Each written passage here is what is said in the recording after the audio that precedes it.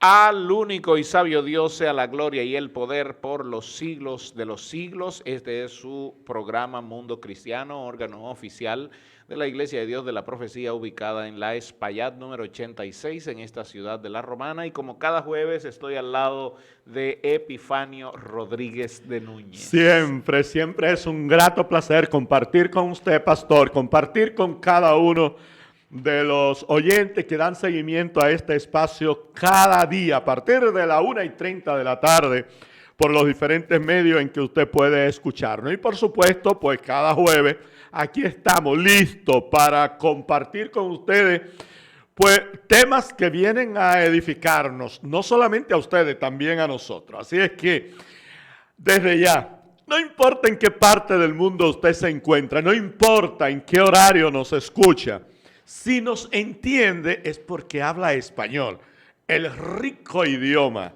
del español. Así es que así formamos esta gran comunidad en la que lo que hacemos es tratar de exaltar el nombre del Señor y que Él pues nos ministre a través de su palabra, a través de su espacio Mundo Cristiano. Así es. Este año 2023 estamos cumpliendo unos 506 años de la Reforma Protestante y en este mes de octubre estamos en celebración de la Reforma Protestante.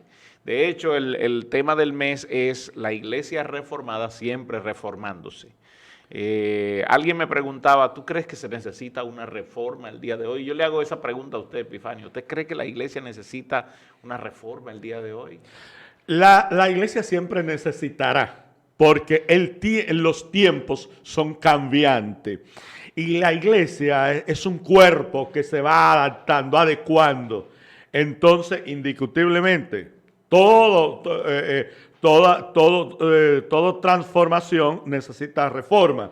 Entonces, como somos cambiantes, entonces necesitamos ir transformándonos a través de los tiempos. La semana pasada hablaba con alguien sobre la obsolescencia programada. La obsolescencia programada es el tiempo de uso con el que nosotros adquirimos los aparatos que tenemos el día de hoy. Es decir, yo compro esta computadora, pero quien la fabrica me dice, tú vas a tener tanto tiempo de uso para ella. A ese tanto tiempo vas a tener que cambiarla. Por eso cuando compramos un televisor y se nos dañó el televisor, nada hacemos con repararlo, porque cuando se actualiza el software que trae ahora el televisor, no va a compaginar. Entonces, lo que podemos ver es que la iglesia necesita ir actualizando su software cada X tiempo, cada X momento, y a la velocidad que vamos, es rápido la actualización. Por lo tanto, nosotros tenemos que constantemente ir mirando sobre las huellas que vamos dando. Y en cierta medida, si lo hacemos incorrecto, arrepentirnos y entonces pedirle a Dios que nos guíe por la ruta correcta. Y si lo estamos haciendo bien, pues seguir haciéndolo bien. Sí, porque es que si la iglesia no se adecua al lenguaje del tiempo actual y al tiempo, entonces se queda obsoleta. Exacto. Entonces llegará un momento en que entonces seremos no entendibles. De ahí es donde viene la palabra obsolescencia. Por quedarse obsoleto. Exacto. Entonces, por ende, ese lenguaje tiene que ir. De ahí que, pastor, la importancia del tema que nosotros vamos a hablar en el día de hoy.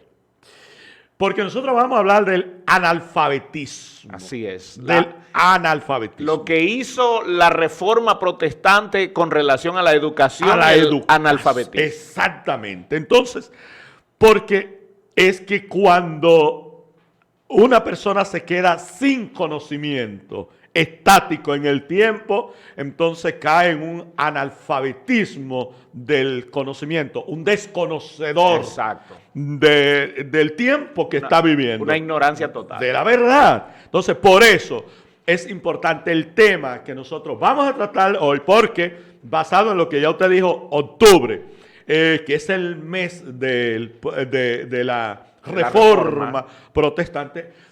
Mire, ¿sabe? Por eso yo vivo fascinado de mi país. Porque cuando nosotros hablamos octubre, mes de la Reforma Protestante, octubre, mes del descubrimiento de América. Exacto. Pero ¿A dónde se descubrió América?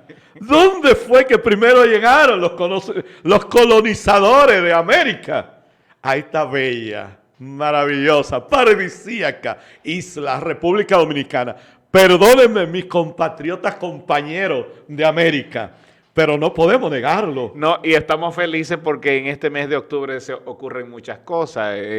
Comienza la temporada de béisbol, que sí. los dominicanos la disfrutamos, los que nos encanta el básquetbol, comienza la temporada de la NBA también. Entonces, este mes hay muchas cosas por las que celebrar, pero nosotros como cristianos, lo que más anhelamos es la celebración de que son 506 años. Para mí es un mes especial porque aunque no es el mes que yo nací físicamente. Este es el mes que yo nací. No, bueno, usted nació en este mes.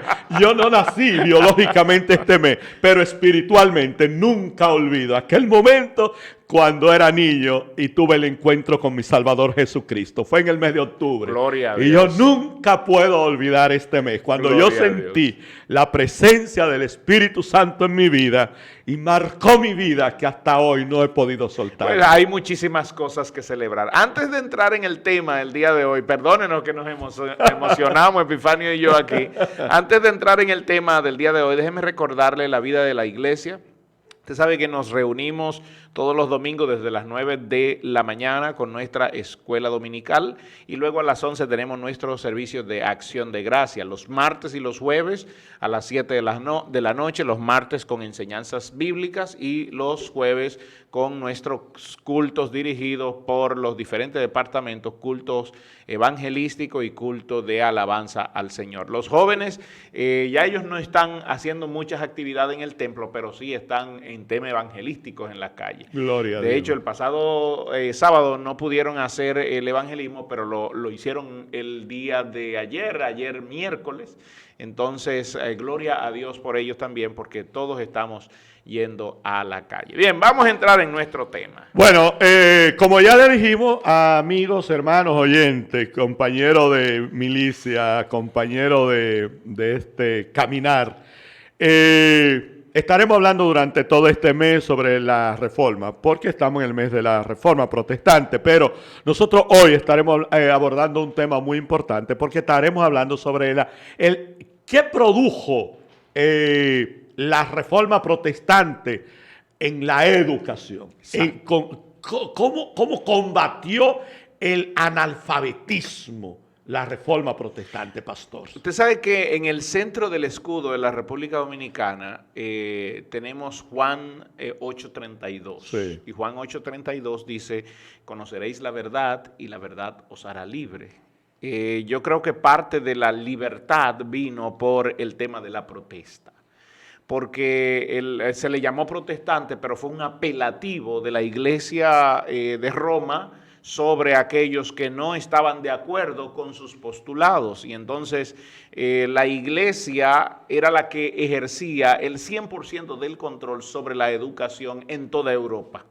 Recuerde que toda Europa fue afectada porque allá en Europa fue donde grandes intelectuales, como el caso de Lutero, primero con Jan Hus, con John Wycliffe, con Martín Lutero, después vino Savonarola, vino Zwinglio, vino Calvino, y todos esos grandes intelectuales, doctores en las leyes, doctores en las artes, se levantaron y tuvieron un pensamiento crítico sobre la educación que la iglesia no le estaba dando a Europa, sobre todo a las naciones, a los países de Europa, y ellos empiezan a protestar por todo eso.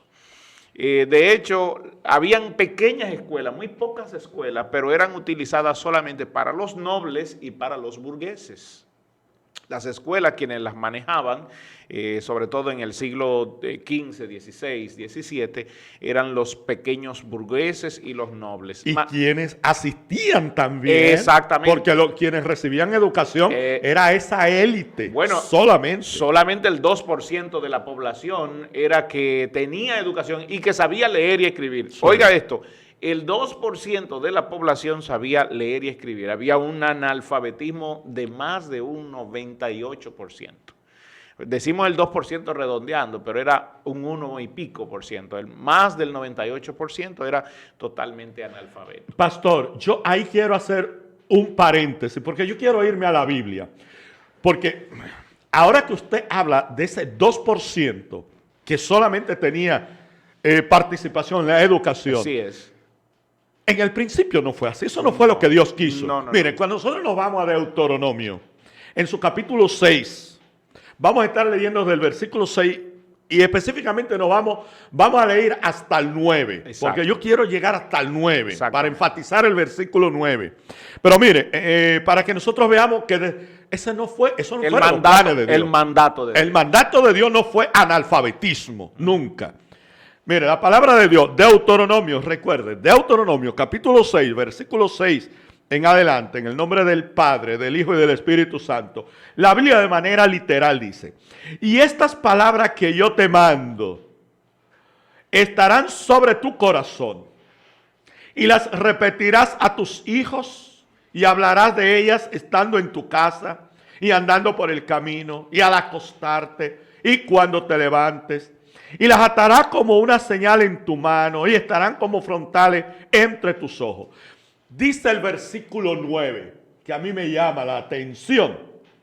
Y las escribirás en los postes de tu casa y en tus puertas. Las escribirás. Si hay escritura es porque hay que saber escribir y hay que saber leer. Y si Dios mandaba a que fuera escrita en las casas, es porque Dios estaba instruyendo, en tu casa todos deben de saber leer y escribir. Hubo una realidad histórica que impactó al mundo, sobre todo a Europa, y fue la intervención la entrada a escena de la religión de los musulmanes en el siglo VII. Desde el siglo VII en adelante, la iglesia, que era la encargada de llevar educación y de que la palabra de Dios sea conocida, olvidó su labor. Y entonces envezó a defenderse sobre todo de los musulmanes. Ya para el siglo XI y XII, 11, 12 y 13, entran las cruzadas, que era guerras por el recuperar Tierra Santa que ya los musulmanes habían tomado. Sí. Y la iglesia en todo ese periodo creció económicamente. Para el siglo XV, XVI, la iglesia se había olvidado de su trabajo, de su labor social, de llevar educación a la humanidad, y es por eso que estos hombres se levantan. En boca de Martín Lutero decía lo siguiente: una de las artimañas de Satanás es aturdir a los padres para que no manden sus hijos a las escuelas y mantenerlos sometidos en la ignorancia. Eso es justamente lo que usted acaba de leer. Sí. Es decir, Satanás nubla la mente de los padres para que los padres no manden sus hijos a la escuela y que el mundo se mantenga en la ignorancia total. Y esto es un grave problema. El protestantismo, la reforma, trajo como hito uno de las grandes reformas sociales, porque nosotros durante todo el mes vamos a hablar de muchas reformas sociales, pero estamos enfocados el día de hoy en el tema de la educación y el analfabetismo. Sí. Eso produjo que muchos hombres se levantaran con conocimientos diferentes. Antes tú tenías que ir a una universidad y prepararte y hacerte doctor para poder impartir clase. En las pocas escuelas que habían, que eran pagadas, recuerde que solamente los nobles y los burgueses tenían acceso porque eran los únicos que podían pagar. Que estamos hablando del 2% de la sociedad. Entonces el pobre, ¿cómo se educaba? No, el pobre no tenía acceso a la educación, a menos que algún sacerdote, algún burgués, algún noble que tuviera un impacto social, fuera y le enseñara a leer en latín. Y ese es un grave problema, porque en Europa la gente no entendía el latín. Solamente había que ir a las escuelas, a las universidades para aprender el idioma latín, para poder entender y leer la Biblia. Y una de las reformas que trajo Lutero, y luego más adelante Zwinglio apoyó esta reforma, fue quitar el latín y que la gente pudiera leer la Biblia en su propio idioma. Por eso Lutero hace la primera traducción del latín que se leía, que era la Vulgata hasta el momento, al idioma alemán. Pero Lutero fue condenado por ese tipo de cosas. Ulrico Zwinglio llevó eso a Suiza también, para que se hiciera así, eliminar el latín de la lectura de la Biblia, porque decían, la gente tiene derecho a aprender la Biblia en su propio idioma, y no solo aprenderla, a estudiarla y a poder hablarla a los demás. Hubo un hombre llamado Joseph Lancaster, y escuche esto porque me causa mucha risa. Este hombre murió en el 1838, Joseph Lancaster, y adivine cómo murió, por un accidente automovilístico.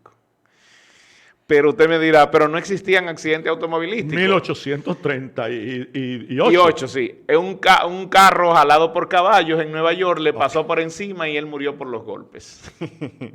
Gloria a Dios. Pero al momento de su muerte, este era un gran educador que de hecho introdujo el método Lancaster de la educación que nosotros utilizamos el día de hoy. ¿Cuál es el método Lancaster? El método Lancaster tomaba a los estudiantes más avanzados en educación y los ponía a darle clase a los estudiantes menos avanzados, a los que no sabían leer y escribir. Lancaster hoy en día es una ciudad de los Estados Unidos. Exactamente. Muy predominada por los Amish. Exactamente. Pero fíjense lo que hace este hombre. Al momento de su muerte había unas 1.200 a 1.500 escuelas que se habían establecido con los principios de enseñanza de Lancaster. Para que usted vea que él no solo fue a Estados Unidos a establecer ese sistema de educación, sino que fue desde México hasta Argentina estableciendo el sistema de educación. Por eso es... Repita cuál es el sistema Lancaster. El sistema Lancaster es tomar los estudiantes más avanzados para que estos estudiantes avanzados le den clase a los estudiantes de nuevo ingreso. Okay. Que se sigue usando en las escuelas. Hoy las escuelas, los liceos están usando, por ejemplo, las universidades usan los monitores, que eso es parte del sistema Lancaster. Okay. Y las escuelas usan gente que todavía no ha terminado, pero que va a punto de terminar en la universidad para que estos le enseñen a los niños. De eso se trata el sistema Lancaster. Entonces, todo esto, tanto Lutero como Lancaster, como otros hombres, por ejemplo, Lutero introdujo la música en la educación y decía que lo que era importante que el estudiante debía aprender eran las cosas que no olvidaría, que perderíamos tiempo enseñándole nombres y ciudades y fechas que ellos olvidarían y que no utilizarían, decía Lutero. Y eso se aplica al día de hoy, porque eso es importante. También Lutero quería un desarrollo y de hecho él creó en Alemania como una institución que se llamaba el Taller de los Hombres, porque él decía que Alemania debe desarrollarse con sus hombres. Para Alemania desarrollarse necesitaba hombres que la escuela prepare, que los prepare, que sean hombres íntegros, que la escuela los prepare capaces y que la escuela los desarrolle. Y que esos hombres ayudarían a que Alemania se desarrollara. Calvino, por su parte, optaba porque el pueblo aprendiera la Biblia en su propio idioma. El objetivo de Calvino era que la gente no solo leyera la Biblia, sino que la aprendiera y que pudiera hablar teología todo el pueblo, no importa la magnitud del pueblo. Sin embargo, Zwinglio quitó el latín de Suiza e instaló que la liturgia se haga en su propio idioma. Otros hombres como Melantón, que fue contemporáneo, que fue de hecho la mano derecha de Lutero, Melantón dijo, sí, pero es necesario que la educación sea 4 horas y que después de 4 horas, la educación sea 2 horas y que después de esas 2 horas haya un recreo. Fíjense, por eso tenemos los recreos el día de hoy. Pero la mayoría no lo sabe.